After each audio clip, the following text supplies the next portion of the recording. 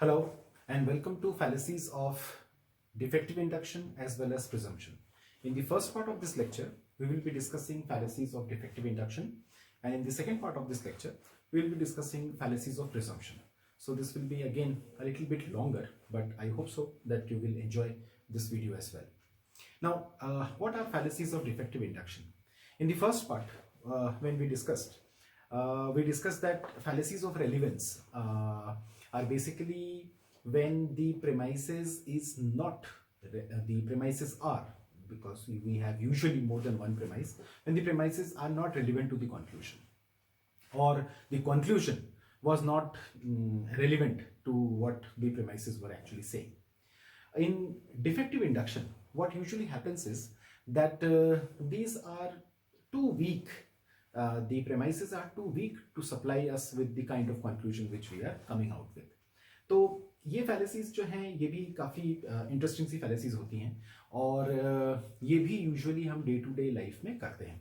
So this is something sometimes, जैसे मैंने इसके पहले भी लेक्चर में बोला था, that we know these fallacies और we will understand that these are certain fallacies, but irrespective of that we will not stop from making these kind of arguments in our lives, right.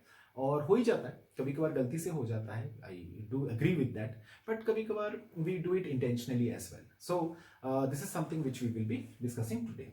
So as you can see that there are 4 fallacies of defective induction, and I have named them as D1, D2, D3, D4. This is the convention which is followed in COPI as well. अब ये होता क्या है? अगर आप पहले वाला argument देखें, आर्ग्यूमेंट फ्रॉम इग्नोरेंस है ना, इसको एड इग्नोरेंटियम भी कहते हैं. नाउ ये प्रिसाइसली क्या बोलता है?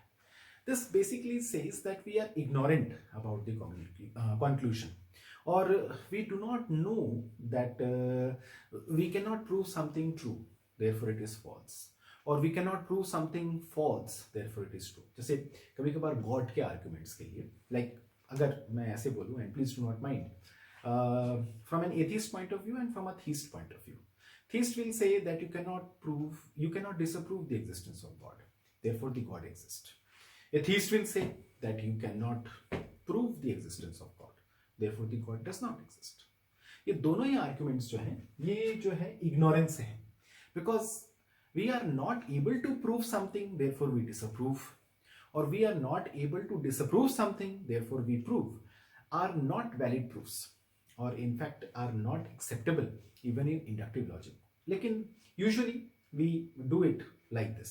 So what happens is that we do a lot of mistake like this, because many a times we are not very sure of that what is happening, or how to argue for it, or what will be the best possible way to solve this, and so on.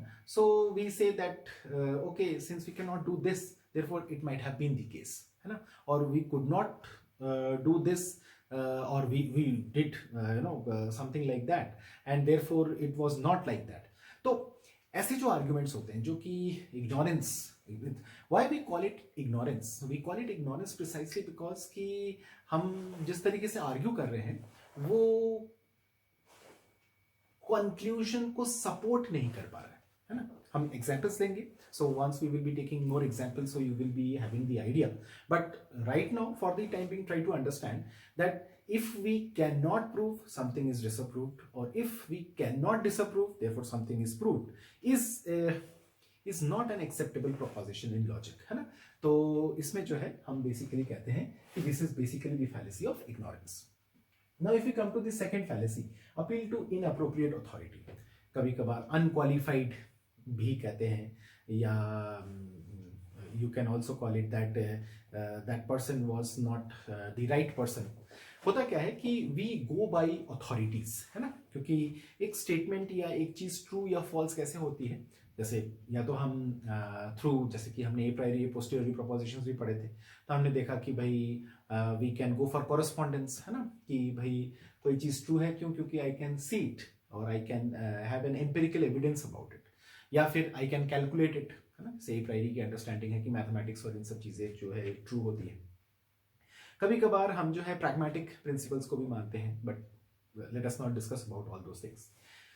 You must be also aware of that there are certain things which are authorities for us, है ना, कि we believe that the book which we are studying is an authority.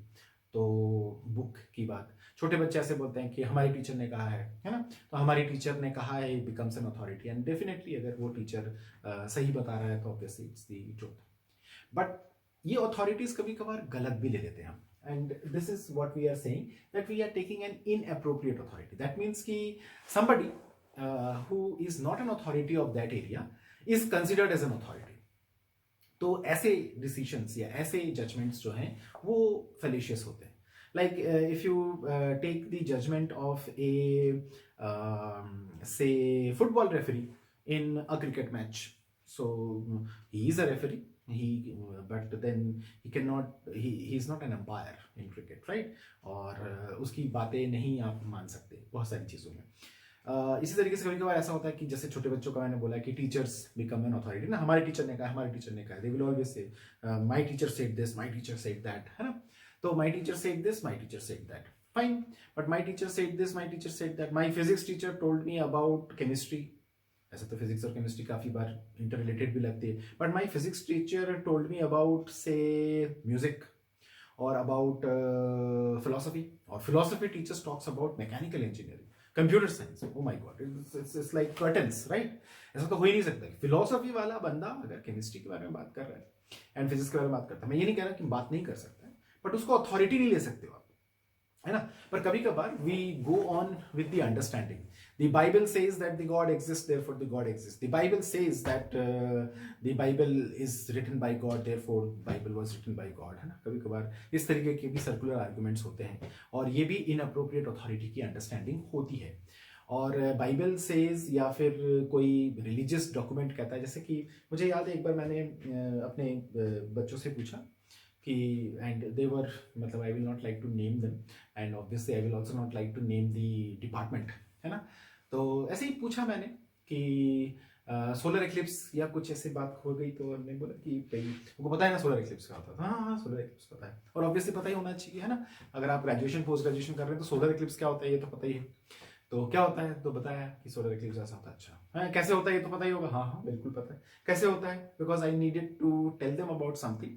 तो philosophy की class थी, तो उन्होंने जो मुझे बताया, I was like amazed. And what they told me is that कि राहु होता है और वो जो है सूरज को खा जाता है, तो सोलर एक्लिप्स हो जाता है. फिर वो राहु का गला कटा होता है, तो वहाँ से जो है सूरज बाहर निकल के आ जाता है, तो सोलर एक्लिप्स खत्म हो जाता है. And I was like, I really do not have an expression for that. I really do not have a word for that. But then religious people may talk about sciences, but that is not acceptable in sciences, right? And that is something which we should understand, that if we are appealing to, or if we are trying to know about something from somebody who is not an authority, then it may not be taken as the right way of reasoning. So that is what we call as inappropriate authority.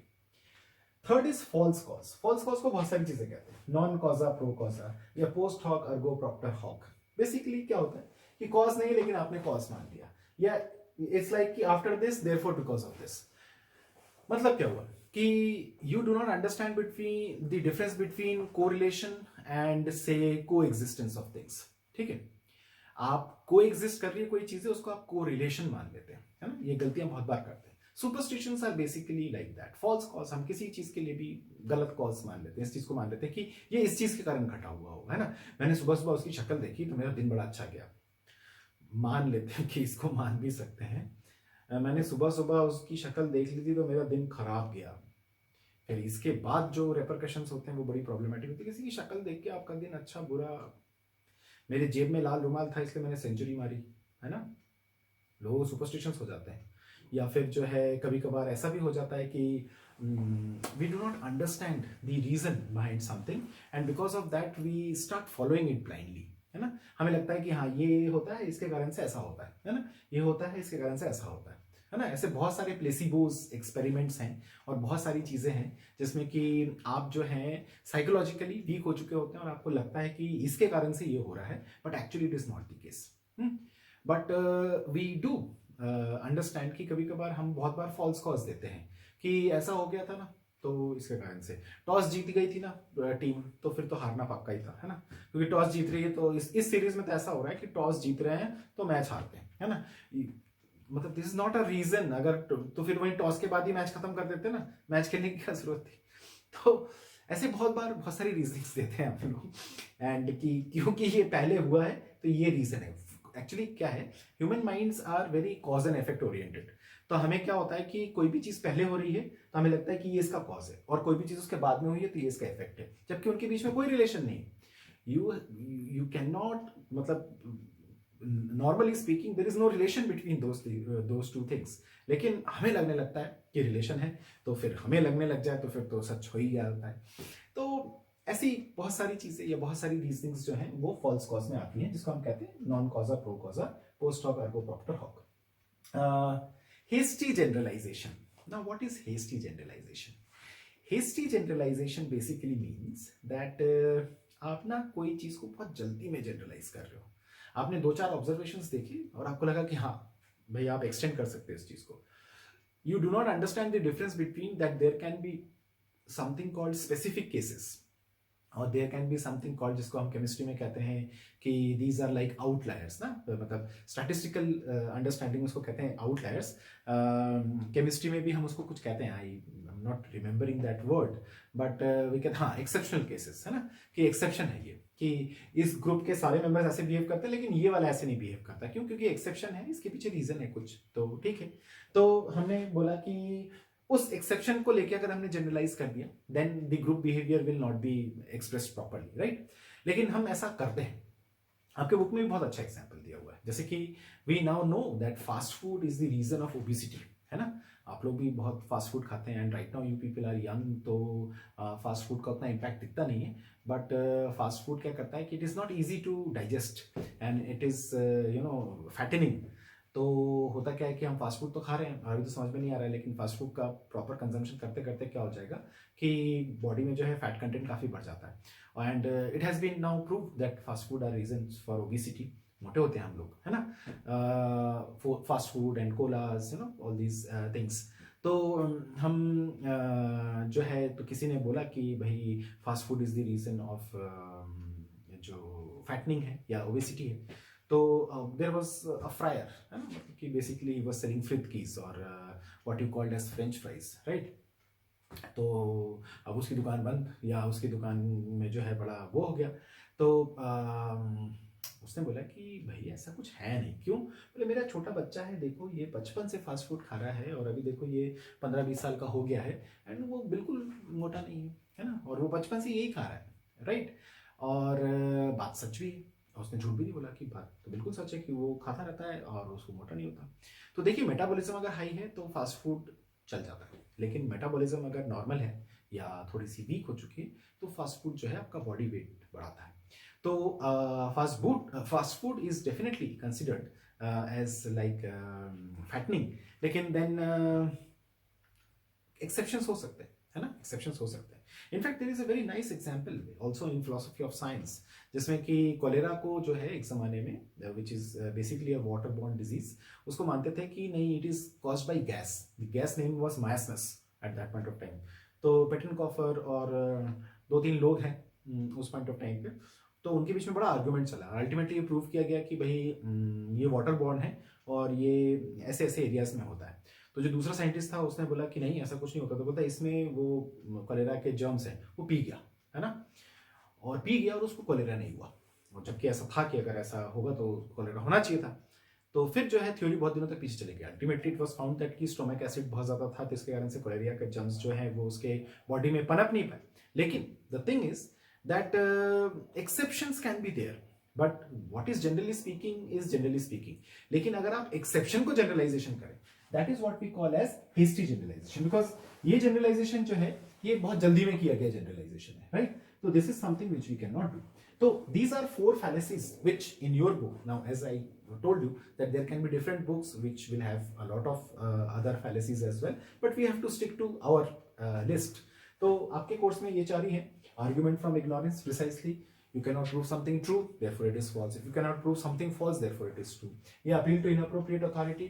The person whom you are referring to is not the right authority, है ना? Is not the right person to tell you about something, है ना? Like if I tell you something about say mechanical engineering, and believe me, I have no idea about mechanical engineering, है ना? Or I do not have any idea about electrical engineering or civil engineering for that matter, है ना? I may have some understanding of some of the other subjects, but I do not have understanding of these subjects. And if I talk to you about mechanical engineering, and suppose कि आपने बोला कि ऐसा sir ने कहा था या सुमंता ने कहा था, you know, nobody calls me sir, I know.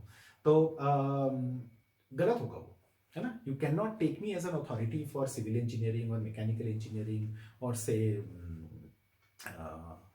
any engineering for that matter, right? वो थोड़ा computer science समझ में आता है मुझे. Anyways, and false cause कि आप जो है रिलेशन बनाने लग जाते हैं दो चीजों के बीच में जो कि एक साथ घटी है ना? So that is also something which is not right, because there may not be a relation between these two things, but you are connecting them. And last but not the least, hasty generalization कि आप जो है generalize कर रहे हैं an exception. So that is also not something which is acceptable. Now we will discuss the fallacies of presumption. Now as you can see that there are three fallacies of presumption which we are discussing. The first one is called the fallacy of accident, or it is sometimes also called as the fallacy of converse hasty generalization. Right, like in the last part when we were discussing the fallacies of defective induction, so the last one was hasty generalization. The opposite of hasty generalization, just opposite है, is the fallacy of accident. तो hasty generalization को कहते हैं fallacy of converse accident, और accident को कहते हैं fallacy of converse hasty generalization. So it is like that. The second which we will be discussing is complex question. इसका नाम plurium interrogatum या interrogationum है. And the third one is begging the question, जिसको कहते हैं petitio principia. So we will discuss one by one. Just wait. Sorry. So let us start with the first one. What is fallacy of accident or fallacy of converse hasty generalization? What we did in hasty generalization में क्या हुआ?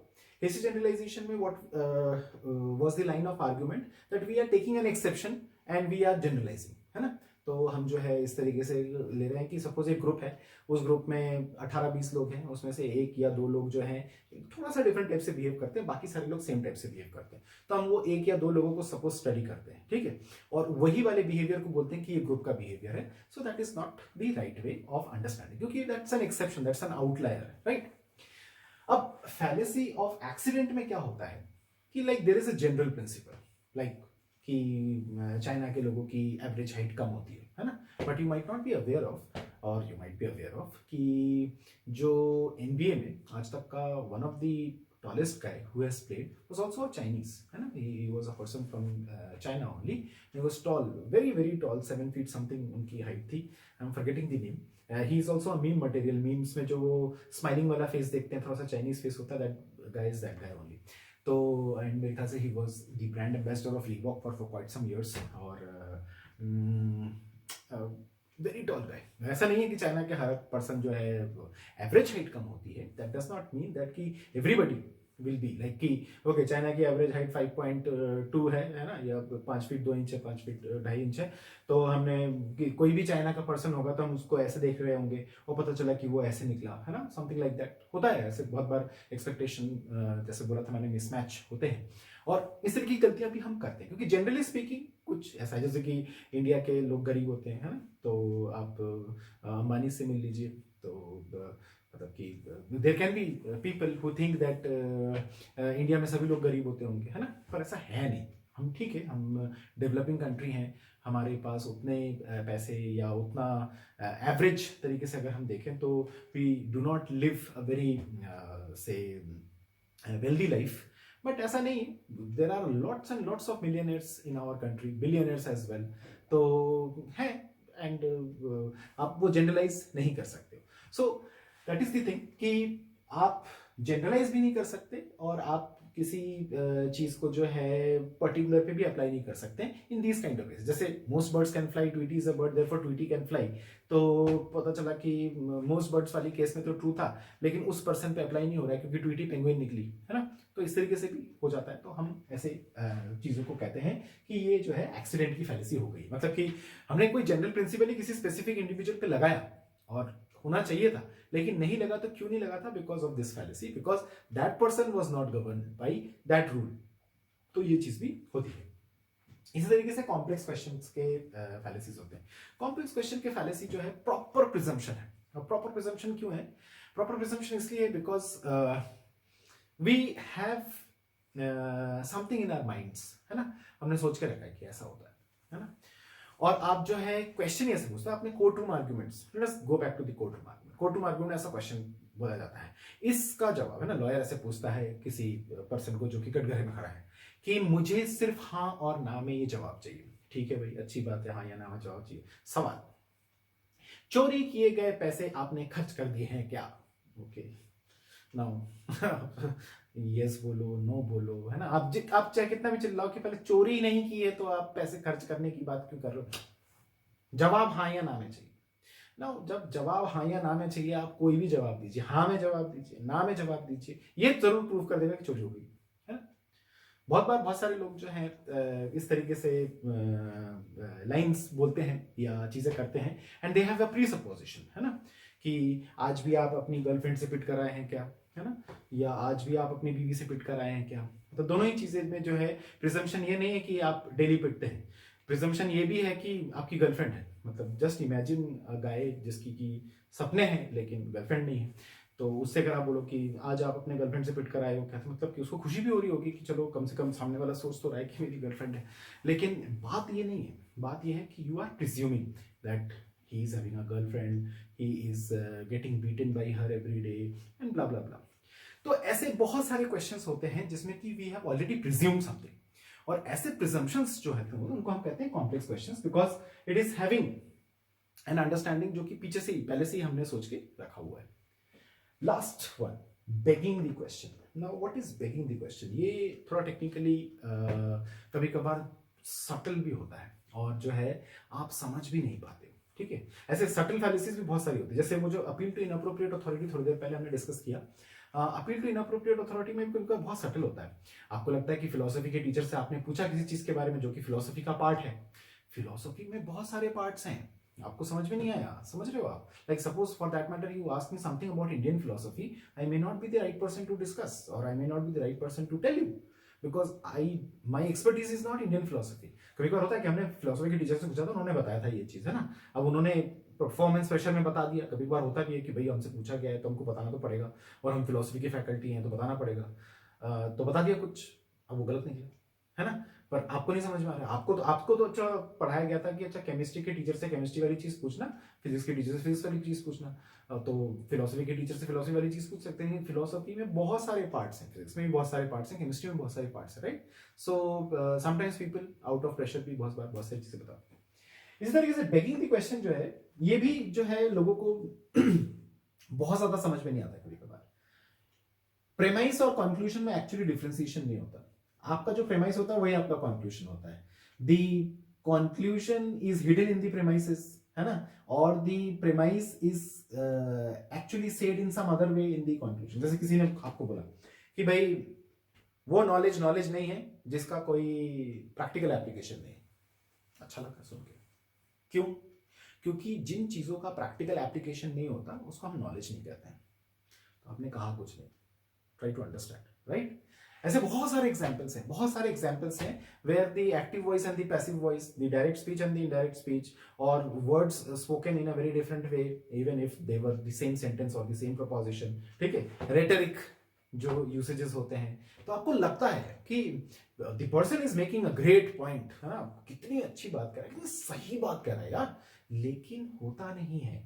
और ये चीज समझना बहुत जरूरी है that many a times we are trapped in this kind of language games and this kind of things, जबकि एक्चुअली है नहीं। बेगिंग द क्वेश्चन बेसिकली ये कहता है कि you are putting the conclusion nothing but the premise, और the premise is the conclusion, है ना।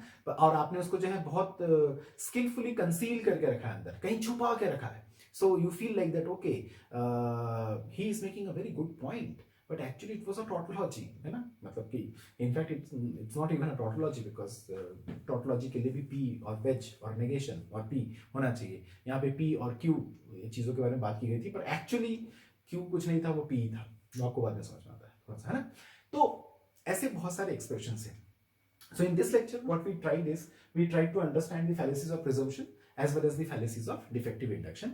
और दोनों में जैसे इंटररिलेटेड वाला है एक्सीडेंट है, एक्सीडेंट और हिस्ट्री जनरलाइजेशन जो है एक दूसरे के कन्वर्ट्स होते हैं, तो ये भी हमें पता है। And these are also certain kind of fallacies which we discuss or which we keep talking about it every day. So I thought that I will just give you a brief overview of these things, and once we will be meeting in the class, so we will discuss and take more questions on that. Thank you.